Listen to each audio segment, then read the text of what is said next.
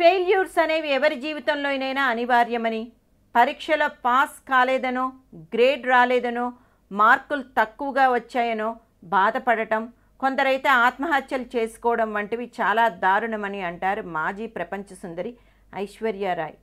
బ్రతికి సాధించడమే గొప్ప అని అందుకు తానే ఒక ఉదాహరణ అంటారు. ఐశ్వర్య 10వ తరగతి చదువుతున్నప్పుడు తన క్లాస్ ఫస్ట్ వస్తానని టీచర్లందరూ అనుకునేవారట. ఎందుకంటే మార్కులు అలా వచ్చేవి.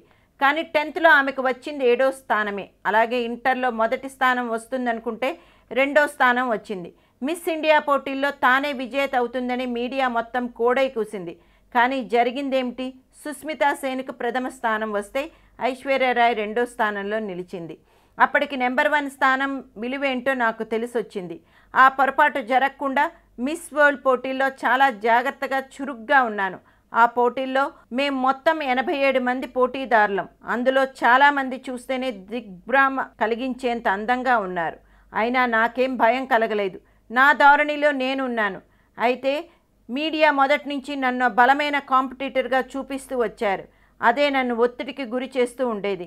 అయినా ఆ ఒత్తిడిని అధిగమిస్తూ ధైర్యంగా నిలదొక్కుని మిస్ వరల్డ్ టైటిల్ గెలుచుకున్నాను. మీరు పోటీలో నెగ్గకపోతే అని మీడియా ప్రశ్నించేవారు. నేను అందగత్తెనని ఇవాళ ఎవరో కొత్తగా నిర్ణయించాలా అని చాలా ధీమాగా చెప్పేదాన్ని. అలా మనం ధైర్యంగా ముందుకు దూసుకుపోగలిగితేనే జీవితంలో ఏదైనా సాధించగలుగుతాం అంటారు ఐశ్వర్యారాయ్.